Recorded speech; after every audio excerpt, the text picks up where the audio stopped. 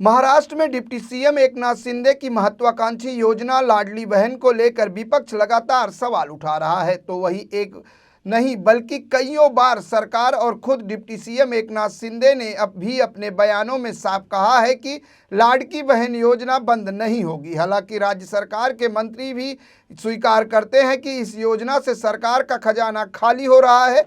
लाडली की ही तर्ज पर बिहार में महिलाओं के खाते में चुनाव से पहले 10,000 रुपए दिए गए। कहा जा रहा है कि इस 10,000 रुपए की वजह से ही बिहार में एनडीए की प्रचंड जीत हुई है। इतना सब होने के बावजूद चुनाव आयोग आंखें बंद कर तमाशा देख रहा है। अब ऐसा आरोप विपक्षी लगा रहे हैं। महाराष्ट्र में एनसीपी शरद पवार गुट के प्रदेश अध्यक्ष शशिकांत शिंदे ने कहा कि चुनाव से पहले लोगों के खाते में 10,000 रुपए डाले जा रहे हैं और चुनाव आयोग कुछ नहीं कर रहा है। यही महाराष्ट्र में भी हो रहा है। लोगों को वेतन देने के लिए अब पैसे सरकार के पास नहीं है। विपक्षी दलों की बातें न तो कोर्ट सुन रहा है और न ही चुनाव आयोग। इसके अलावा शशिकांत शिंदे ने आरएसएस प्रमुख के हिंदू राष्ट्र के बयान पर भी आलोचना की है। तो बीजेपी अभी कौन से लोकमत में जीतती है? बीजेपी ऐसे तरीके से ही जीतते हैं। हम लोग ने चुनाव आयोग को यही बोला है कि डायरेक्ट खाते में गवर्नमेंट के पैसा ट्रांसफर होता है। ये कौन से कानून में बैठता है? अगर ये कानून में बैठता है, ऐसा अगर बताते हैं तो गलत है। ये बंद होना चाहिए। इसमें सरकार नहीं चलती है, इसमें सरकार का तिजोरी खाली हो जाता है।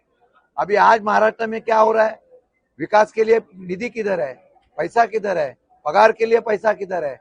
अगर ऐसा ही अगर देश चलने लगा है, अगर बीजेपी का यह एजेंडा रहेगा कि देश में चुनाव जीतने के लिए हम लोग ने 8 साल में कितना प्रगति किया, क्या डेवलपमेंट किया, उससे बजाय हम लोग इलेक्शन के पहला मत लेने के लिए अगर कोई किसके प्रलोभन देता है वो गलत है। उसमें सरकार जीत के आती है, लेकिन आगे चलाने के लिए उनका जो एजेंडा है वो फेल हो जाता है। आगे चलाने के लिए उनका बैलेंस जो है, बजट जो है वो कोलैप्स हो जाता है। किसके ऊपर आंदोलन करना है, किधर जाना है? निवडणूक आयोग वो हमारी सुनता नहीं। कोर्ट में जाना चाहिए, कोर्ट में जाते हैं तो वो बोलते चुनाव आयोग के पास जाओ, और चुनाव आयोग नहीं सुनता है तो किसके पास जाना चाहिए?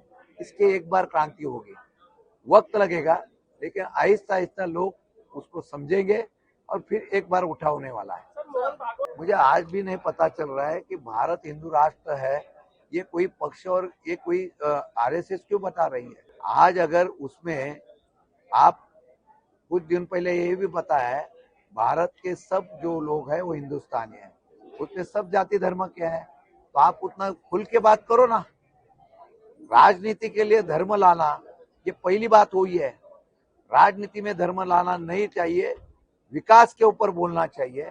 मुझे उम्मीद है आरएसएस के जो सुप्रीमो है वो विचार पूर्वक बात करते हैं, और मुझे लगता है जहाँ गलत होता है वो गलत बोलते हैं, लेकिन उनके पास से हमको यही उम्मीद है कि भारत हिंदुस्तान को डेवलपमेंट और बढ़ाने के लिए काम करना चाहिए। अगर कोई कुछ व्यक्ति के लिए अगर देश चलाने की बात होती है वो गलत है।